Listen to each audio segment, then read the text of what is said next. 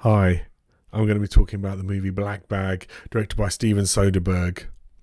Soderbergh is one of the most versatile directors of all time. I know that sounds like hyperbole, but if you look at his back catalogue, how many different genres has he tackled and how refreshing are his approaches to those genres. And here he's doing the spy movie. And he's working with Kate Blanchett and Michael Fassbender in the leads with an able supporting cast as well. Fassbender and Kate Blanchett have worked with Soderbergh before. Kate Blanchett was with Soderbergh on The Good German, and she's most recently done two very powerful projects. One is Tar the movie, and the other is the TV show Disclaimer on Apple TV Plus. They're both extraordinary. Fassbinder worked with Soderbergh on Haywire, a cracking action movie. Such a shame that Soderbergh hasn't done more action flicks. Fassbinder has also been doing some extraordinary work. Recently, he was in the Killer, David Fincher's film on Netflix, a very exciting assassin movie. And also he was in the film Kneecap, which is my favourite film of 2024. So I very much recommend checking out Kneecap. And so Soderbergh is working with Kate Blanchett and Fassbinder again, and they play a married couple who also happen to be spies.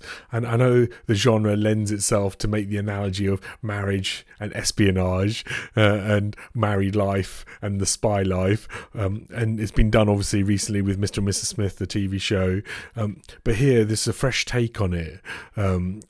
And what Soderbergh does well here is that he creates a very tense atmosphere, but with a very talky film. There are not many set pieces as such, or traditional set pieces, even though sometimes it feels like a cross between Mr. and Mrs. Smith and Mission Impossible.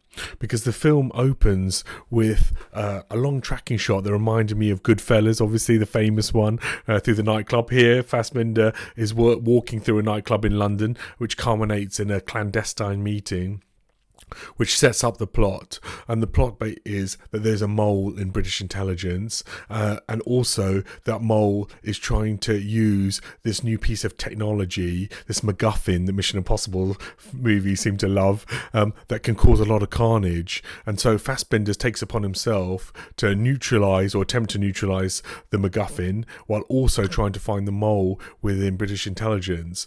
The mole is limited to less than half a dozen people, and also that possible mole is could be his wife. So and Kate Blanchett is, as usual, top notch. She's ambiguous, enigmatic in this film, alluring, a very intriguing character she creates, and you can see how Fassbender's character is obsessed with her. His character's name is George, reminding me of George Smiley, the lead in Tinker Tailor Soldier Spy by John le Carré. If you read the novel, check it out. Also, it was turned into the TV show starring Alec Guinness, and the film adaptation with Gary Oldman in the lead. And George Smiley's vulnerability in Tinker Tailor Soldier Spy is his wife. Here, you don't see her in the film, but Kate Blanchett plays a big role here. She's one of the suspects, and so Fassbinder, what he does is he decides to hold a dinner party where all the suspects who might be involved in this potentially disastrous inter-country, international calamity that he's trying to avert. He invites all the suspects to their house to sort of lay a trap to try and open them up to his scrutiny. And it is a blast, that opening dinner party scene where the characters reveal that not only are they the usual you expect spies to be, steely, icy, formidable, but also they are vulnerable too. They're insecure. They're both bolshy and have raw psychological wounds. And that's what makes Black Bag refreshing, I think.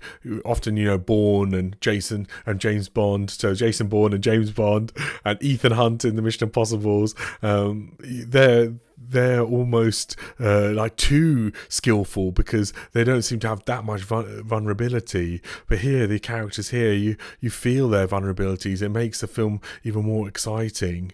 And they also have access to grind, and it could be like any workplace, except that it's obviously heightened because they're secret agents. And I think the film, what is also so good at is that it talks about or has a pessimistic thesis at its core, that how can a spy ever have a satisfying romantic relationship? Because if they're in a relationship with a civilian, then the civilian will never understand their comings and goings, and by dating within a spy agency, they can cover up any affairs quite easily by sandboxing what they're doing so that their other half doesn't know about their clandestine goings on, both for the country and for their personal pleasure. And that's where the Black Bag title comes from. You'll see when you watch the film what it actually means.